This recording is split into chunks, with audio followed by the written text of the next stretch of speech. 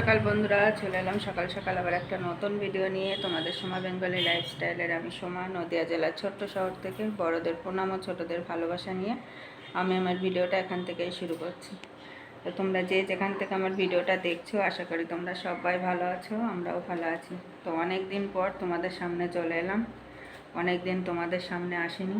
তো দেখো, ওই যে ঝুড়ি আর একটা ছুরি নিয়ে নিয়েছি। তো চলো কটা লাউয়ের ডুগা কাটবো, আর কাটবো তোমার কটা শাক তুলবো। তো চলো, পুরেও গেল, করিস নে।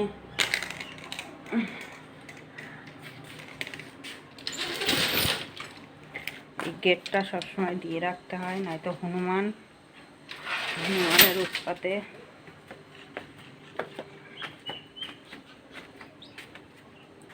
তো দেখো, এই যে এই শাকগুলোই তুলবো।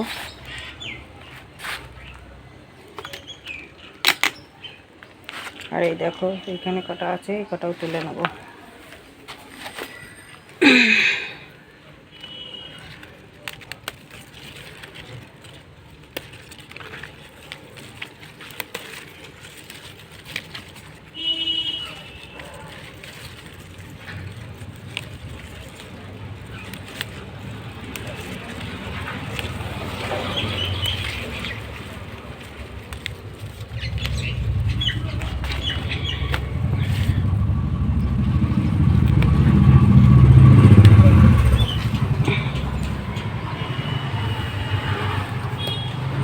এগুলো তুলে নেব।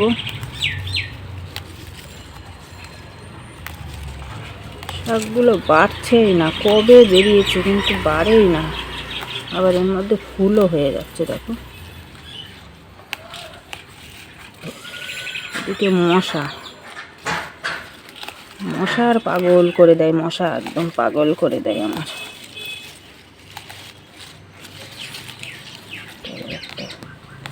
লতা হচ্ছে,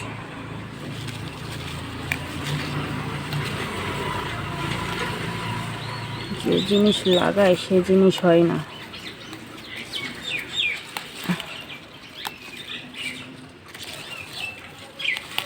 এগুলো তুলে নিই, নিচেরগুলো দেখে এবার বড় হয় কিনা।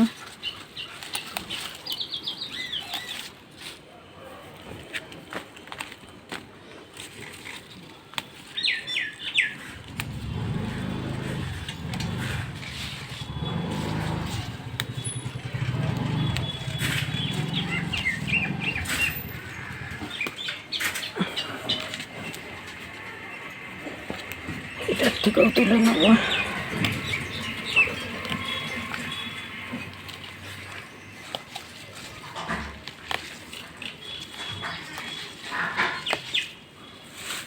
মশা এত, বাপরে বাপ, গান ধরা শুরু করেছে মশা কানের কাছে এসে।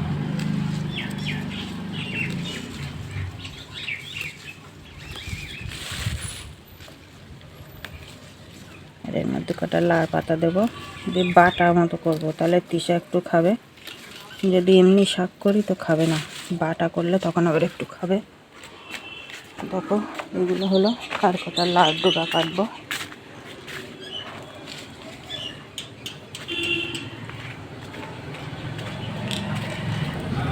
দেখো, এই যে রাস্তার দিকে চলে গেছে, এইগুলোই কেটে নেবো।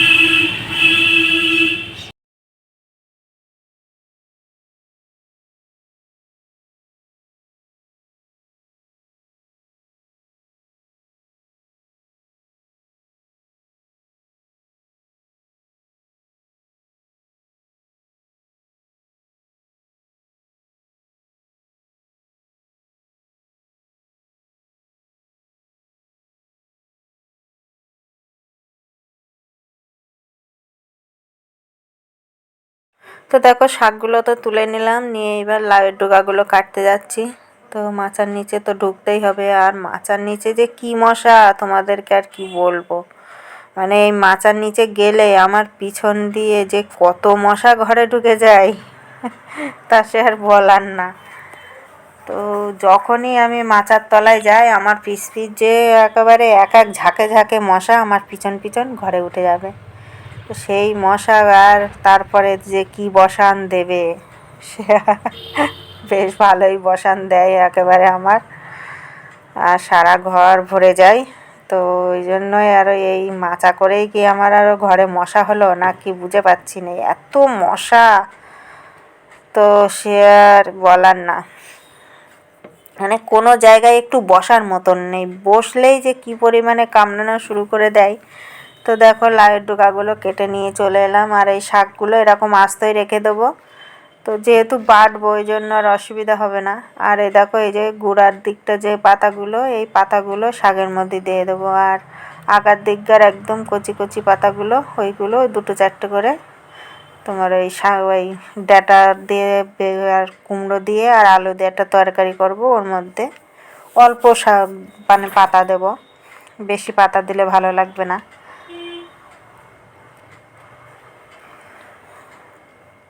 তো দেখো এবার আমি কুটে নিচ্ছি সবজিগুলো।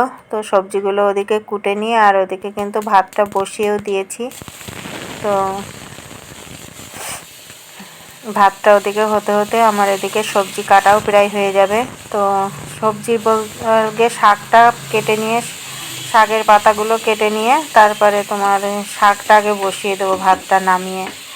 তো শাকটা এদিকে নুন হলুদ দিয়ে লঙ্কা দিয়ে একটু জাল দিয়ে নিতে হবে।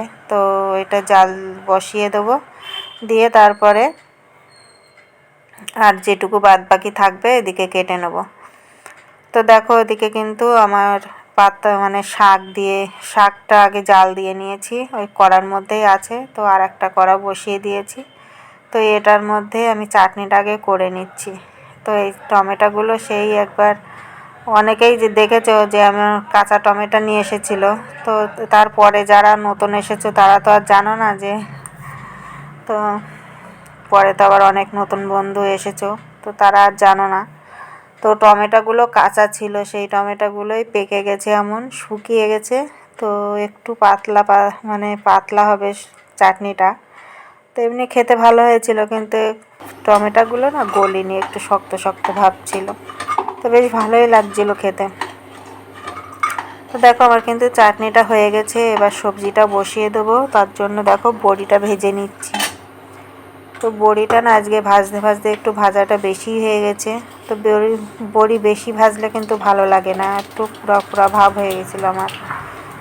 তো যাই হোক এই বড়িটা চাপিয়ে দিয়ে আবার একটুখানি কি দরকার এখান থেকে একটু সরে গেছি, আর অমনি এসে দেখি যে পুড়ে গেছে। একেবারে খুব বেশি পুড়িনি, তো একটু মানে কালচে কালচে মতো হয়ে গেছে যেটুকু তেলের দিকে ছিল। তো এমনি খারাপ হয়নি, তরকারিটা বেশ ভালোই লাগছিল। তো দেখো লাউয়ের ডগা, কুমড়ো, আলু দিয়ে আর এই বড়ি দিয়ে একটু তরকারি করছি। তো পাঁচফোড়নটা শেষ হয়ে গেছে, তো তার জন্য দেখো শুধু কালো জিরে দিয়েই রান্না করছি।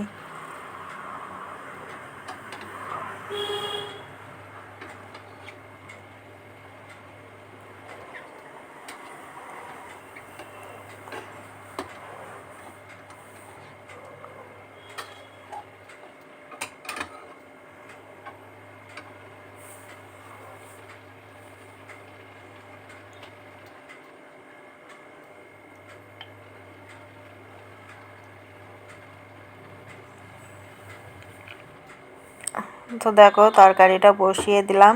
তো এর মধ্যে এবার একটু নুন হলুদ দিয়ে দেবো, দিয়ে একটু ঢাকা দিয়ে দেবো।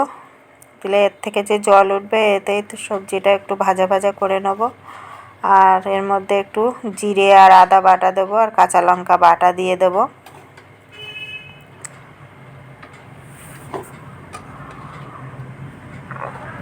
শুধু লাউয়ের ডগা আর আলু থাকলে একটু সর্ষে বাটা দেওয়া যেত, যেহেতু এর মধ্যে কুমড়ো দিয়েছি তো তার জন্য আর সর্ষে বাটাটা দেবো না। আর এমনিও আমি সর্ষে বাটাটা একদমই একদমই খাই না বললেই চলে, খুব কম। মানে কত বছর পরে যে এই একদিন না দুদিন খেলাম। তো আগে একদিনকে লাউয়ের ডগা রান্না করেছিলাম, সেদিনকে একটু সর্ষে বাটা দিয়েছিলাম। তো আজকে আর সর্ষে বাটা দিলাম না, আজকে শুধু জিরে আদা আর কাঁচা লঙ্কা বাটা দিয়েই করে নিচ্ছি। আর এর মধ্যে একটু বড়ি দেবো, বেশ ভালোই লাগবে তরকারিটা।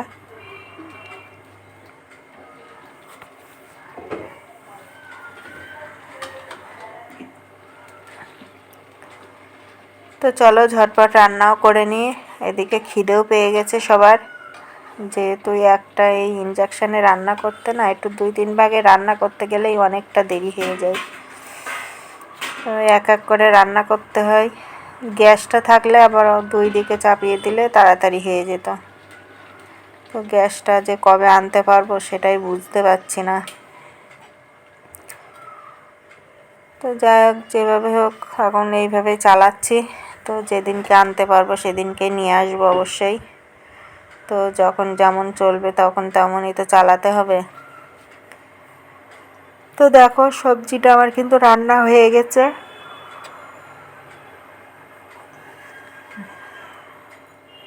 তো আমি এবার এই সবজিটা নামিয়ে নেব, নামিয়ে নিয়ে শাকটা করে নেব। শাকটা একটু তেলে দিলেই হয়ে যাবে।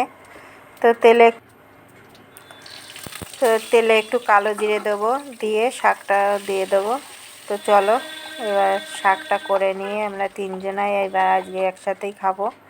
তো খাওয়াটা আর দেখানো হবে না, তো মানে রান্না হতে হতে এত খিদে পেয়ে যায় সবার, তো তখন তাড়াহুড়ো লেগে যায়, তখন আর ক্যামেরাটা আর ধরাই হয় না। তো যেহেতু একটা উনুনে এইভাবে রান্না করে একটু দেরি হয়ে যায়, তো চলো রান্নাটা সেরে নিয়ে খাওয়া দাওয়াটা সেরে নিই, তো তারপরে আবার আসবো।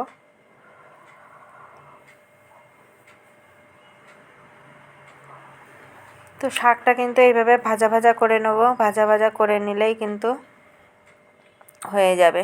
তো একটু মানে শুকনো শুকনো করে নিতে হয়, না তো কিন্তু শাকটা ভালো লাগে না। তো দেখো এদিকে আমার রান্না হয়ে গেছে, ওদিকে শাক, চাটনি, আর এদিকে দেখো তরকারি, আর এই যে ভাত। তো আজকে ভাগে ভাগে 3 রকম হয়ে গেল। আর এখানে আছে দেখো কালকের একটু তরকারি, কালকে একটু আলুর দম করেছিলাম সেইটা একটু আছে। তো তারপরে দেখো আর সারাদিন আসা হয়নি, তো চলে এসেছি দেখো সন্ধ্যাবেলা। তো সন্ধ্যা